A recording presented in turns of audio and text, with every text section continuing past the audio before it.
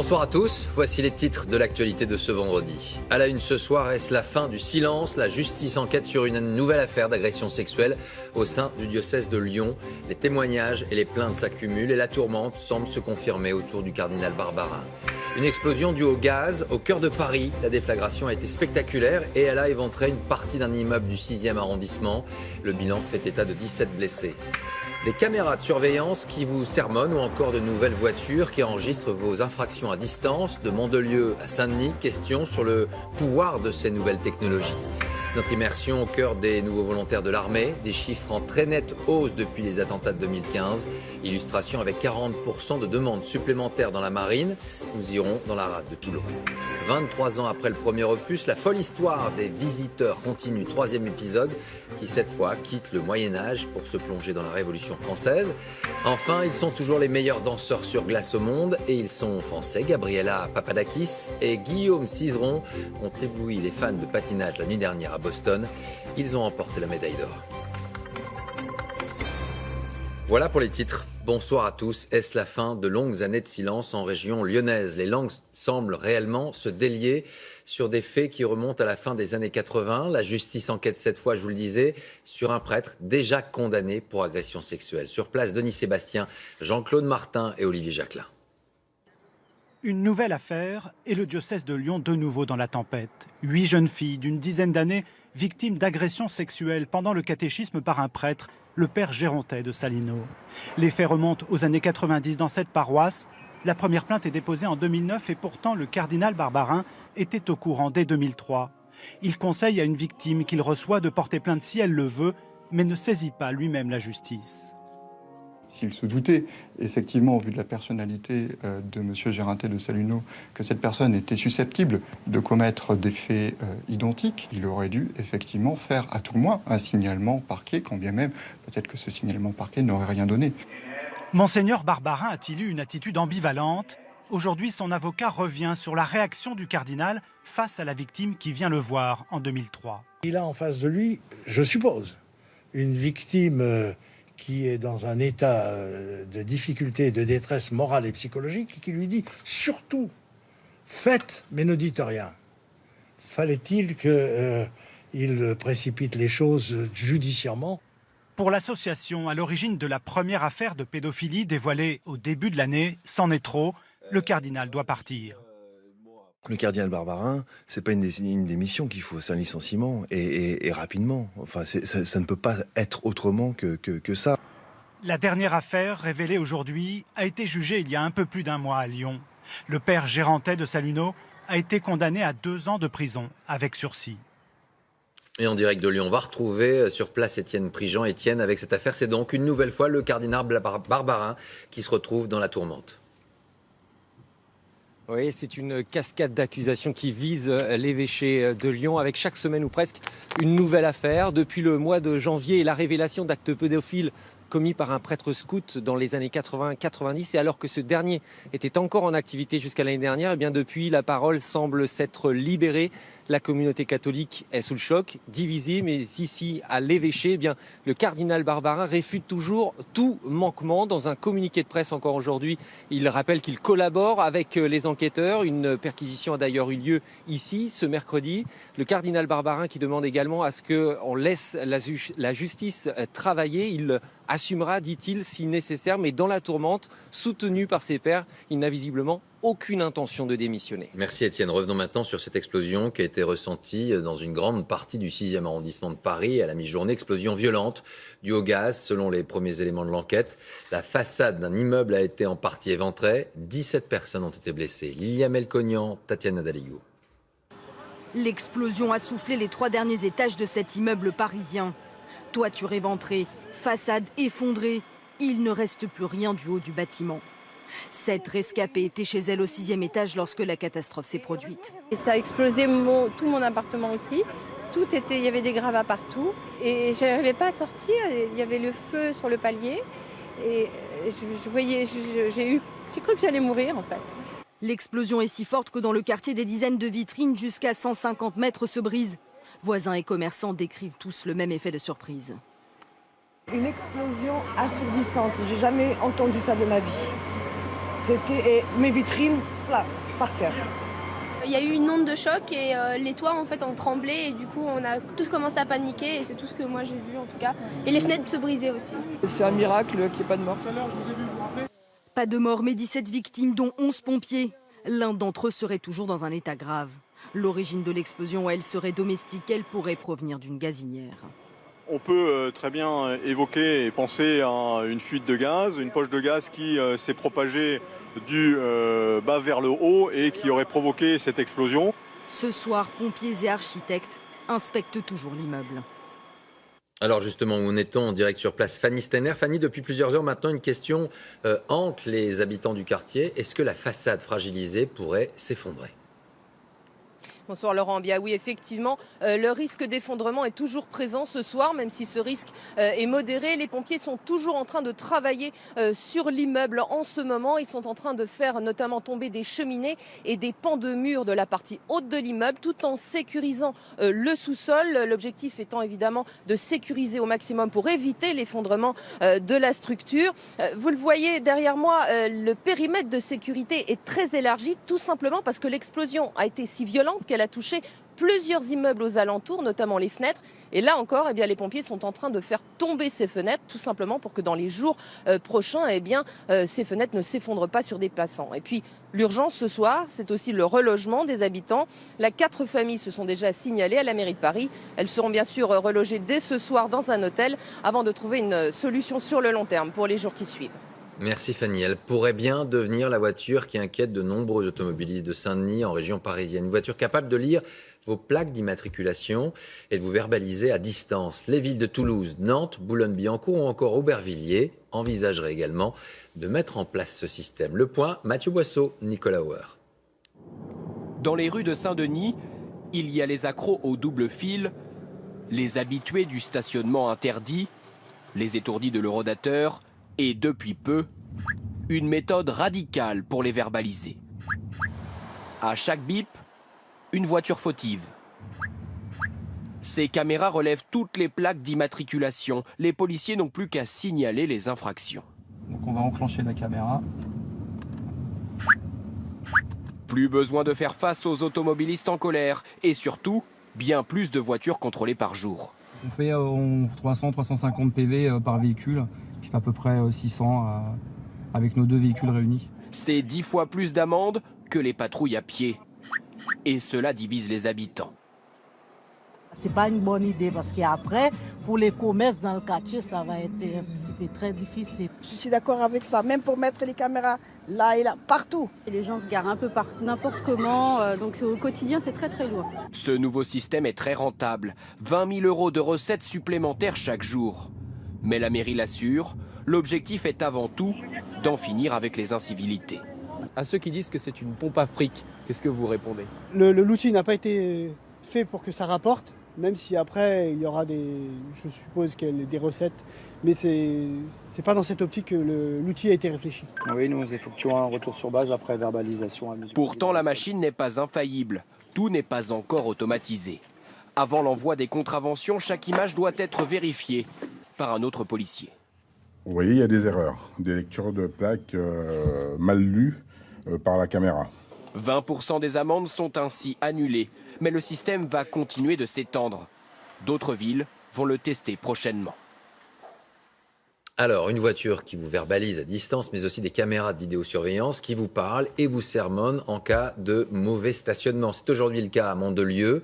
Alors, que faut-il penser de ces nouvelles technologies? Jusqu'où iront-elles? Que dit la loi? C'est l'enquête de ce soir. Yves Ginca, Raymond Chaplard, Christophe Quinck. Vous êtes stationné sur un emplacement réservé aux convoyeurs de fonds. Je vais vous demander, s'il vous plaît, de déplacer votre véhicule. Au centre de vidéosurveillance de Mandelieu, dans les Alpes-Maritimes, on repère les incivilités en direct et on le fait savoir aux contrevenants. 10 caméras sont équipées de ces haut-parleurs. Alors quand on se gare sur un stationnement interdit, voilà ce que ça donne.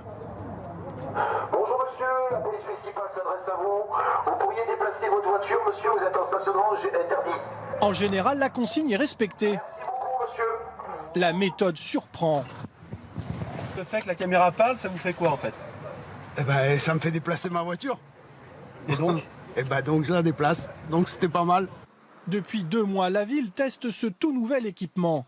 3 agents surveillent et avertissent les indélicats. Si ces derniers ne changent pas de comportement, ils seront verbalisés, ce qui a une conséquence. L'efficacité, on la constate tous les jours, puisque les faits que nous constations diminuent de manière constante. En France, 2 autres villes sont équipées de ces caméras qui parlent. Et ici, au Canet, c'est carrément le jardin public qui est surveillé. Un chien qui gambade sans laisse. Police municipale, bonjour. Merci de bien vouloir tenir votre chien en laisse. La réaction ne tarde pas. On est dans le parc, on est tranquille, on se balade et c'est vrai que de se faire surveiller à ce point-là, ça va trop loin, c'est de l'espionnage, ça c'est clair. De l'espionnage, certains pays comme Singapour ont poussé cette logique à son maximum. Les espaces publics sont truffés de caméras. Ici, rien n'échappe aux yeux de la police. Les rues, les parcs et même les entrées d'immeubles, tout est scruté, couloirs et escaliers compris. Toute personne qui rentre ou sort de l'immeuble est filmée par les caméras de police. Et si un crime a lieu dans un bâtiment, les officiers de police peuvent alors venir et récupérer la vidéo. En France, une telle surveillance est impossible. D'après la loi, seule la voie publique peut être filmée. Les entrées d'immeubles ou les intérieurs des domiciles restent hors de portée des caméras et chaque dispositif doit être justifié. Pour l'essentiel, il faut des motifs de protection et de sécurité, de lutte contre le terrorisme. Ça a tendance à s'élargir, mais il y a un cadre légal. En France, 75% des agglomérations sont déjà équipées. La justice belge a donc donné son feu vert pour le transfèrement vers la France de Salah Abdeslam. Il est le suspect clé des attentats du 13 novembre et a tenu, selon le procureur Molins, un rôle central dans la constitution des commandos. Celui-ci est toujours actuellement détenu dans la prison de Bruges. On va retrouver sur place Claude Sampère. Claude, la justice française attend désormais Salah Abdeslam. C'est une question de jour et celui-ci a reçu une visite aujourd'hui. Effectivement, il a reçu cet après-midi la visite de plusieurs membres de sa famille, sa mère, sa sœur et son grand frère. Son grand frère qui est venu nous voir à la sortie et qui nous donne beaucoup d'informations. Selon lui, Salah Abdeslam, à propos des attentats de Paris, se remet beaucoup en cause. Il fait part de ses regrets à propos de ces attentats.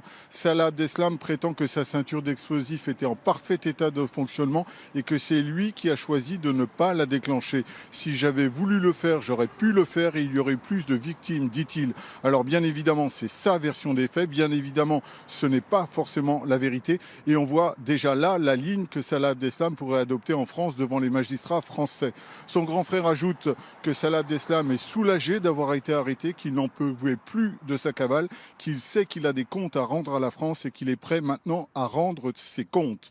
Sur son transfert de cette prison sous haute sécurité de Bruges vers Paris, aucune information particulière. Cela s'effectuera bien évidemment sous très haute sécurité, en toute discrétion, dans un délai maximum de 10 jours. Claude Sampère en direct de Bruges. Merci Claude. Et puis sachez que les policiers belges refusent de reprendre le travail à l'aéroport de Zaventem dans des conditions actuelles. Ils avaient déjà commencé ce mouvement avant même l'attentat du 22 mars et réclament un contrôle de sécurité supplémentaire avant l'entrée dans le terminal. Le ministre de l'Intérieur en France, Bernard Cazeneuve, était à Reims aujourd'hui, opération visant à communiquer sur le nouveau plan d'armement des forces de l'ordre. On se souvient que lors de l'attaque de Charlie Hebdo, les premiers policiers sur place avaient dû faire face à des armes de guerre. Alors qu'en est-il aujourd'hui? Illustration Claire Colnet, Chloé Cormery. Dans ces étuis, la dernière arme de la lutte antiterroriste, des fusils d'assaut, armes de guerre, jusqu'ici réservées aux troupes d'élite. Cet après-midi, on va la passer avec ce HKG 36KP, c'est un modèle spécial réservé pour la police. Première livraison pour les brigades anticriminalité et les gendarmes. Ici à Reims, ces policiers doivent rester anonymes. Ils s'entraînent pour la première fois. À chaque coup de sifflet, désignation de l'objectif.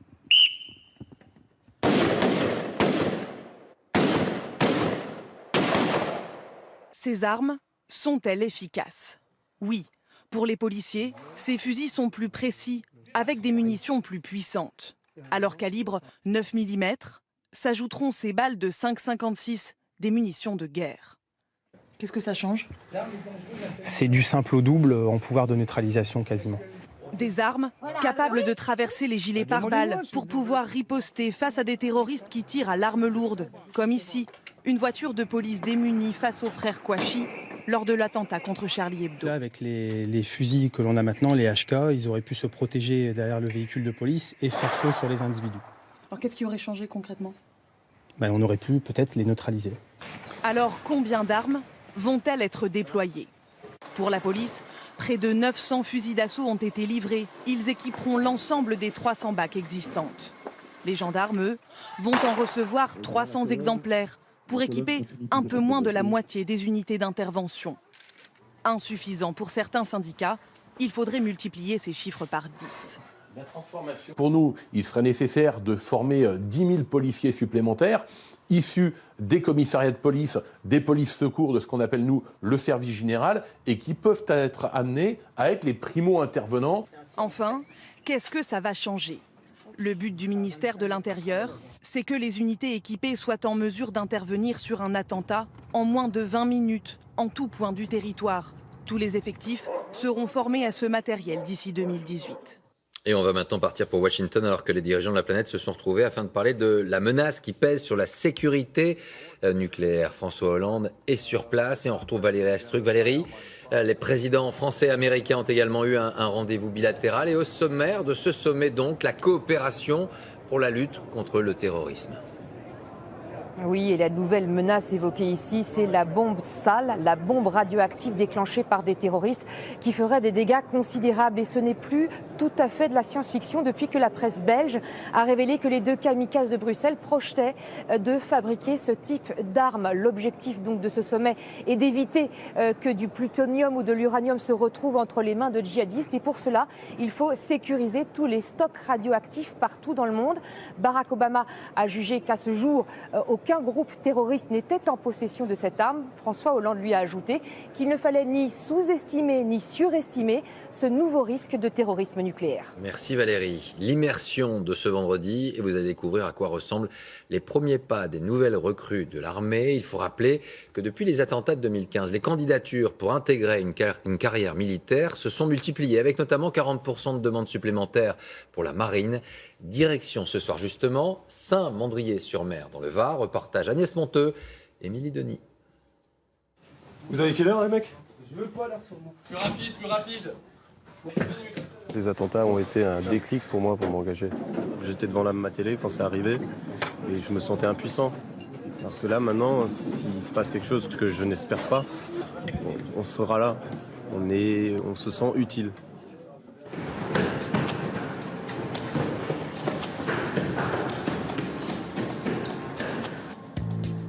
Presqu'île de Saint-Mandrier, à côté de Toulon. Les jeunes recrues de la marine y font leurs premiers pas. Des promotions d'un nouveau genre, les premiers depuis les attentats de 2015. Corentin est à l'école des matelots. Et il est très vite dans le bain. Aujourd'hui, premier tir à balles réelles. Ton arme sera celle-ci. Vous allez tirer 2 chargeurs de 3 cartouches chacun. Pas de notion de vitesse. On préfère que vous alliez doucement, mais très correctement. Tireur, à votre emplacement. Corentin est alsacien, il a 21 ans. Disposition de combat. Attention à ton canon, il doit rester toujours en direction des cibles. Commencez le feu. Il a été choqué par les attentats contre Charlie Hebdo. J'avais déjà cette idée de vouloir m'engager, mais ça a été un élément déclencheur pour pouvoir entamer les démarches. Et il n'y a pas eu de doute après? Non, aucun doute. J'ai pris le temps de réfléchir avant pour pas qu'il y ait doute, justement. Une mère secrétaire, un père employé de mairie, rien ne le prédestinait à devenir militaire. Et chacun derrière vos cibles respectives.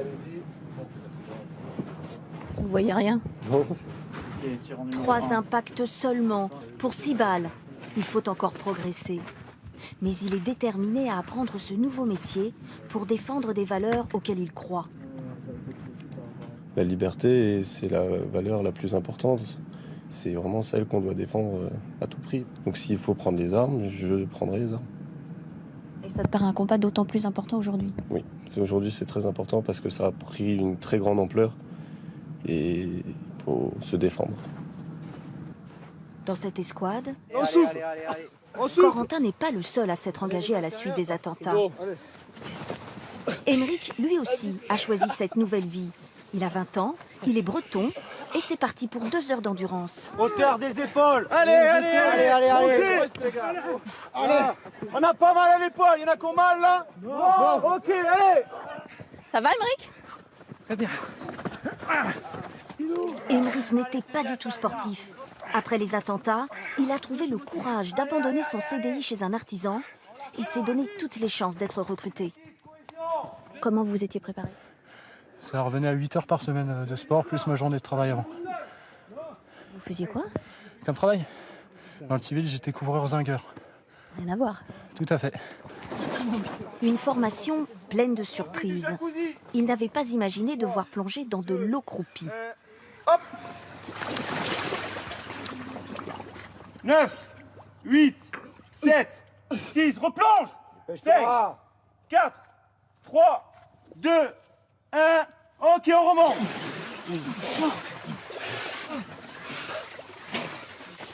Et même la douche à l'eau glacée ne le décourage pas. Bien décidé à tout endurer pour intégrer l'armée. Une détermination encore renforcée depuis les attentats de Bruxelles. C'est dur, mais on va réagir. Vous dites là que vous avez fait le bon choix. Oui, j'ai fait le bon choix. Et ce qu'Éric et Corentin trouvent ici, c'est l'esprit de groupe, persuadé que la lutte contre le terrorisme, c'est le combat de tous. Le côté fraternité, le côté cohésion, camaraderie, vraiment le fait d'être soudé qui m'a motivé, qui a changé par rapport à ça. Parce que je me dis que tout seul, on ne peut pas y arriver. Il faut vraiment être avec les autres. Et la lutte contre le terrorisme est déjà au programme. Équipe à ta ceinture. Ici, un bateau fictif. Dans cet exercice, Corentin surveille l'accès à la passerelle. À lui de détecter un visiteur potentiellement dangereux. Halte, qui va là? Sébastien Rambert. Enlevez votre foulard et votre casquette. Je viens de la part de l'ambassade de France. C'est urgent. Posez votre badge à terre. Reculez. Vous voulez le document? Reculez. C'est urgent. Moins simple qu'il n'y paraît, Corentin va commettre une erreur. Oui, son badge et sa contre-marque sont corrects. Très bien. Ok, on stoppe. La photo correspond à l'intrus? Pour moi, oui. Ah non. Moi, je te confirme que non, ce n'est pas son badge. Il va quand même essayer d'avoir quelque chose ressemblant. D'accord? D'accord. Donc il faut tout vérifier. En colonne, couvrez. Deuxième rang, c'est pas bon. Après 5 semaines de formation, Corentin et Émeric connaîtront leur première affectation. Prêts tous les deux à faire carrière pour servir leur pays. 2, 1, 2, 1, 2, 1, 2. Voilà pour cette immersion. En bref politique, Manuel Valls en déplacement à Orléans s'est dit prêt à regarder certaines propositions des étudiants au lendemain de la manifestation contre le projet de loi El Khomri. Cependant, le Premier ministre a rappelé que le retrait pur et simple de la loi n'était pas à l'ordre du jour. Économie, et la France est-elle en train de se convertir discrètement au fonds de pension? Attention, sujet sensible selon le gouvernement, pas question de remettre en cause le système existant de retraite par répartition, mais ce sont aussi près de 145 milliards d'euros d'investissement à long terme qui semblent motiver le ministre de l'économie Emmanuel Macron. On voit tout cela avec Magali Boissin et Daniel Lévy. Dans cette foule, des salariés, des commerçants, des lycéens, tous de futurs retraités qui profiteront peut-être des prochains fonds de pension à la française. Des organismes privés de retraite qui seront bientôt autorisés à prendre plus de risques avec l'épargne des Français. L'idée divise ses passants. Pour mes vieux jours, ce serait inquiétant pour moi que de dire que les retraites fonctionnent avec le système de fonds de pension. Ça m'inquiète un peu parce que moi je crois beaucoup en la retraite par répartition. Je pense qu'on est obligé de prendre un peu plus de risques pour avoir une meilleure retraite. Je pense que la retraite standard ne suffira pas. Donc les fonds de pension, pourquoi pas? Je suis pour même. Pas question de toucher au système par répartition et aux retraites versées par l'État, veut rassurer Bercy. Cette réforme concerne seulement les régimes privés facultatifs de retraite supplémentaire. 10 millions de personnes y adhèrent déjà et y ont placé 145 milliards d'euros. Aujourd'hui, ces régimes privés sont réglementés et ne peuvent pas multiplier les investissements risqués. Mais demain, des règles moins contraignantes rendront ces placements beaucoup plus faciles. Le gouvernement estime que 15 à 20 milliards d'euros pourraient être investis dans le capital des start-up, des PME ou des grandes entreprises. Pour ce représentant des assureurs, c'est une réforme qui profite à toute l'économie. Parce qu'elle va permettre aux assurés qui économisent pour leur retraite de voir leur argent placé de façon plus efficace et donc à terme de toucher plus pour leur retraite. Et pour l'économie du pays, ça va permettre de financer les entreprises, les dépenses d'infrastructure, bref, toutes ces dépenses d'investissement de long terme qui sont bonnes pour la croissance et pour l'emploi. Des fonds de pension à la française qui seront encore loin de leurs homologues américains ou britanniques. Rien qu'en Grande-Bretagne, plus d'1 millier de fonds de pension gèrent plus de 1300 milliards d'euros. En bref, économie toujours, sachez que Bouygues et Orange ont annoncé en fin de journée avoir mis un terme aux négociations sur un éventuel rapprochement. Cela faisait plus de 3 mois que les deux groupes tentaient de trouver un accord. Échec donc ce soir. À suivre dans un instant, une saga qui se poursuit. 3e opus, les visiteurs sont de retour et cette fois, ils revisitent l'histoire de la Révolution française. Mais d'abord, à la veille de la journée mondiale de l'autisme, un témoignage et une enquête réalisée par un père. Florent Chapelle nous parle de son enfant, Galad, 10 ans, de ses progrès, mais aussi de son combat pour qu'en France, les choses évoluent encore et encore. La détection, la prise en charge. José Blanc-Lapierre et Mathieu Drejoux l'ont rencontré. C'est leur moment à eux. Le père et le fils, main dans la main, sur le chemin de l'école. Galad, 10 ans, va à l'école comme les autres enfants. Il est né autiste, mais aujourd'hui il est scolarisé et intégré. Qu'est-ce que tu aimes à l'école? J'aime aller tourner la cloche.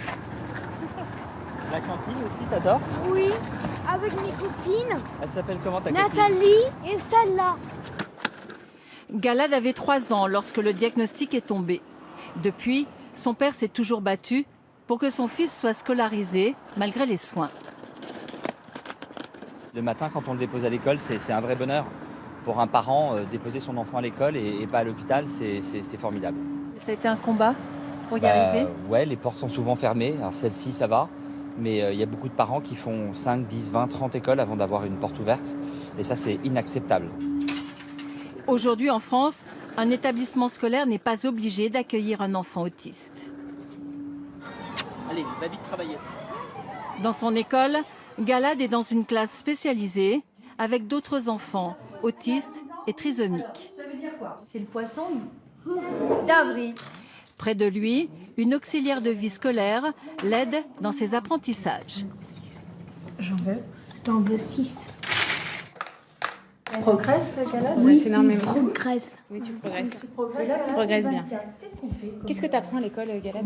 On apprend à lire, on apprend à écrire.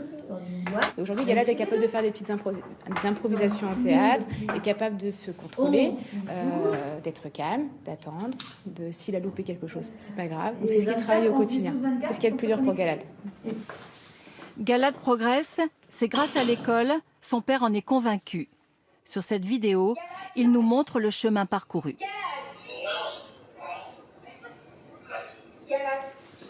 Voilà Galad à 3 ans. C'était ça toute la journée. En fait, il n'arrivait pas à parler, il n'avait pas à s'exprimer. Donc il piquait des colères noires toute la journée. Mais tous les enfants autistes n'ont pas cette chance. Florent Chapelle dénonce dans son enquête que seuls 20% d'entre eux sont scolarisés. Les autres sont abandonnés, selon l'auteur, dans des centres psychiatriques. Nos hôpitaux psychiatriques sont remplis de personnes autistes qui n'ont absolument rien à y faire. Elles auraient dû être dépistées, prises en charge, amenées à l'école, et aujourd'hui elles seraient parmi nous. On aurait, comme aux États-Unis, au Canada ou en Nouvelle-Zélande, des autistes dans notre société.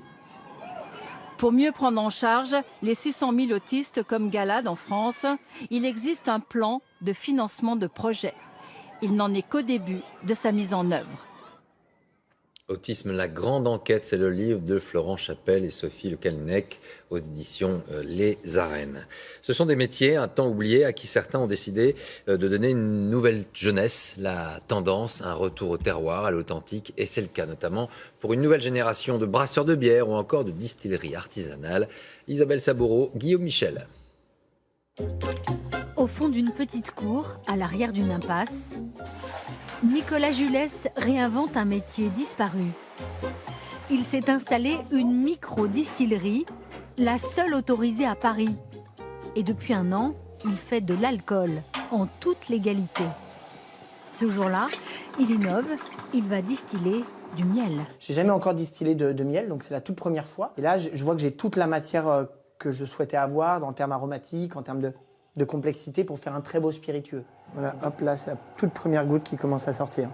Il a déjà produit une trentaine de cuvées artisanales, du gin, du rhum, du whisky.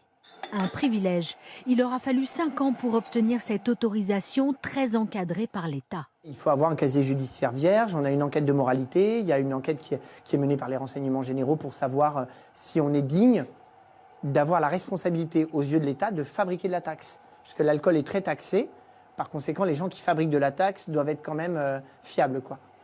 C'est avec ses économies qu'il s'offre ce superbe alambic, tout en cuivre, à 100 000 €. Et même si ces bouteilles se vendent bien, il n'attend pas de gros bénéfices. C'est avant tout une passion d'enfance. Il y avait cette image de l'alambic que décrivait Zola dans l'Assommoir, qui était vivant, qui bouillait, qui grondait. L'idée, c'était la fascination, la passion. Jamais de la vie, il y a eu la question d'un marché ou quoi que ce soit. Et pourtant, aujourd'hui, il y a un appétit pour ce retour à la tradition. Barbier, coutelier, torréfacteur, des savoir-faire à l'ancienne perçus comme gage de qualité. Le nombre de brûleries a presque doublé ces dernières années. Ce torréfacteur, par exemple, a ouvert la sienne il y a 6 ans. Thomas Lehoux connaît bien ses producteurs. En ce moment, on a les cafés du Pérou, on a les cafés, un autre café d'Éthiopie, on a beaucoup de cafés du Guatemala. C'est parti. Thomas Lehoux a appris seul à se servir de cette machine. Il a dû s'approprier les techniques ancestrales. La torréfaction se joue à la seconde près. Donc là, hop, il change vraiment de couleur, il commence à prendre sa teinte finale. Et là, c'est bon. Hop. Donc là, on le sort très vite pour être sûr que la température va chuter très rapidement. Pour être certain que le café ne continue pas à cuire et de couper vraiment la cuisson pour garder vraiment le maximum d'arômes. Et voilà ensuite la meilleure façon de le déguster, plutôt en filtre, très clair, assez long. C'est surprenant. Alors il organise des formations pour les restaurateurs du quartier, devenus ses clients. L'idée, c'est qu'on va prendre une petite quantité de café à la surface de la tasse, hop, comme ça, et on va l'aspirer très fort, en faisant pas mal de bruit. Tout le monde a le même palais, qu'on soit professionnel. Numéro 1. À quoi ça vous a fait penser? Praline, choco, noisette. Noisette un peu torréfiée. Un café vendu au comptoir en moyenne 1 € de plus qu'un petit noir traditionnel. Mais les consommateurs en redemandent. En termes de volume, on a quasiment triplé depuis l'ouverture. On voit par exemple la boutique le week-end, on a quasiment doublé en 1 an en termes de quantité de café vendu. Et c'est vraiment le signe que le public est hyper, je dirais, intéressé de connaître les produits, de connaître les producteurs. Et c'est un vrai bonus et on voit vraiment une vraie évolution, quoi. Et Thomas Lehoux mise encore sur une belle croissance. Ils étaient 2 lorsqu'il a démarré sa brûlerie. Ils sont 6 aujourd'hui à y travailler à temps plein. 23 ans après leurs premières aventures et près de 19 millions de spectateurs, les visiteurs reviennent. 3e volet d'une saga avec un duo qui demeure, Christian Clavier et Jean Reno, mais aussi de nouveaux arrivants. Cette fois, le réalisateur Jean-Marie Poiret nous replonge dans la Révolution française. Pascal Deschamps avec Jean-Marie Lecartier et Zidane Berkous. Ok. Comme j'ai travaillé fut un temps à la Poste, c'est quand ils sont surpris par l'arrivée de la voiture et qu'ils massacrent avec son épée la voiture de la Poste. Qui n'a pas un souvenir des visiteurs? C'est des malades! C'est des malades! 23 sur 1 première. En 1993, ils débarquaient sur les écrans. Avec votre poncho, cherchez les serpillères. Merci la gueuse. Un conte et son serviteur transportés à notre époque pour mieux la dynamiter. Aucun producteur ne veut du projet. C'est même pas qui est Michel Drucker. On nous disait à l'époque que les anglo-saxons faisaient ça très bien, mais nous les Français, c'était pas notre truc. Un film historique, en plus au Moyen-Âge, qui commençait au Moyen-Âge. Alors ça, on nous a dit ça, les films d'époque, ça n'a pas du tout fonctionné. 19 millions d'entrées, 2 films et 23 ans plus tard, ils reviennent. En 1793, pendant la Révolution, au moment de la Terreur, choc des cultures assurées. À Paris, il faut être coché. On va remettre le dauphin sur le trône. Aux manettes, le même réalisateur, Jean-Marie Poiret. Ce passionné d'histoire avait écrit le scénario d'un court-métrage, Les Visiteurs, à 17 ans. Mon père est producteur. Et donc, c'est le dimanche à la campagne, il y a beaucoup de vedettes qui passent. J'ai écrit ça pour Robert Hossein et Robert Dalban, qui était cet acteur avec un gros pif. Bon, c'était un tout petit court-métrage, assez prétentieux. Et d'ailleurs, Hossein, un peu gêné, a botté en touche en disant « C'est tellement génial, écris un long-métrage ». Qui suis-je à couille? Confrontation des époques, évolution des rapports sociaux. Le succès des 2 films tient à tout cela, bien sûr, mais aussi à ses répliques en vieux français. Des répliques que l'on peut retrouver dans la boîte à Jacouille, un site internet qui leur est consacré. Je suis Jacouille de fripouille. Dieu. Oh, poisse à puire. Leurs créateurs, les voilà. 2 jeunes fans, ils avaient 4 ans au moment de la sortie du premier film, ils l'ont découvert après. Alors nous les avons emmenés au musée Gaumont, où les accessoires des visiteurs sont conservés. Un casque de Godefroy, regardez, c'est fantastique. C'est drôle de voir les costumes du film, de voir les costumes qu'on a vus depuis notre enfance partout dans les films pendant je sais pas combien de temps, et de les voir en vrai quoi, au final. Le rêve d'un petit garçon, c'est quand même d'être chevalier, je pense. Exactement. Et, mais je crois que j'aurais plus envie que les ancêtres viennent me voir plutôt que d'aller là-bas, parce que le Moyen-Âge, c'est pas forcément... C'est sympa à condition d'avoir le billet de retour. Exactement. Oui, Des visiteurs qui sont même entrés à l'université. Ce professeur à la Sorbonne commence souvent ses cours par un extrait du film. Après la rigolade, il rétablit certaines vérités historiques, notamment en matière d'hygiène. Dès le XIIe siècle, on préconise un bain chaud 1 fois par semaine minimum. On préconise de laver les bébés 3 fois par jour, etc. Et quotidiennement, on se lave les mains, le visage, les pieds, etc. Ça n'est qu'à partir du XVIe siècle, en fait, qu'on considère que l'eau est dangereuse pour la santé. Il y a point de radiateur pour les serviettes chaudes. Il y a point de gros pommeaux pour la douche. Il y a point d'ampoule électrique nuit, jour, nuit. Mais putain, il y a rien, c'est nul. Robert, on est à table. Le dernier opus maltraite avec malice une période charnière de l'histoire en confrontant nos héros aux idéaux révolutionnaires. Des visiteurs en grande forme qui devraient séduire le public. Tu vas te caper la grosse courge.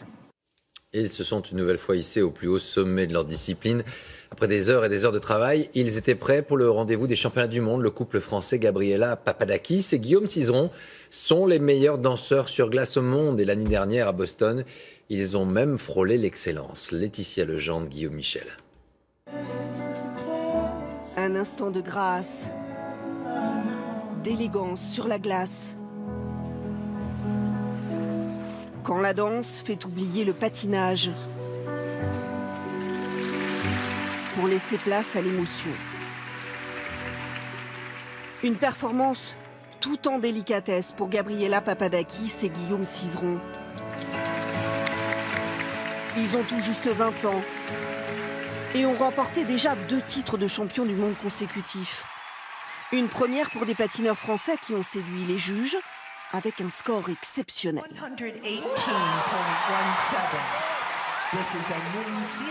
On a du mal à réaliser encore. C'est vraiment énorme. Le score, le titre, tout ça, c'est incroyable. La saison a été difficile. On a mal commencé avec une blessure, etc. On était plein de doutes. Le couple revient en effet de loin. La jeune patineuse a été victime cet été d'une commotion cérébrale lors de l'entraînement. Leur complicité exceptionnelle remonte à plus de 10 ans. Quand enfant, ils remportaient déjà les compétitions sur la piste de glace. Gabriela étudie les lettres, son partenaire a fait les beaux-arts. 2 sportifs, 2 artistes qui gardent leur fraîcheur lors de leur premier titre mondial à Shanghai. Un océan de bonheur. 1, 2, 1, 2, 1, 2. Bla bla bla.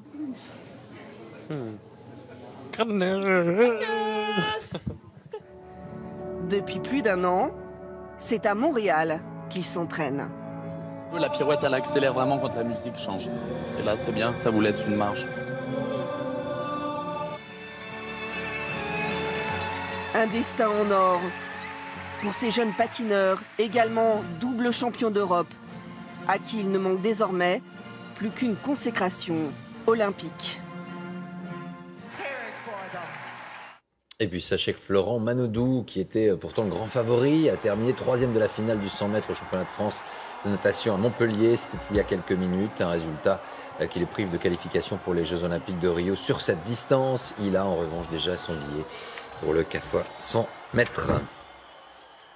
Avant de se quitter, les messages de la RATP. En ce 1er avril, 13 stations du métro parisien ont vu leur nom rebaptisé. Certaines personnes, pas très bien réveillées, ont dû être un peu surprises ce matin.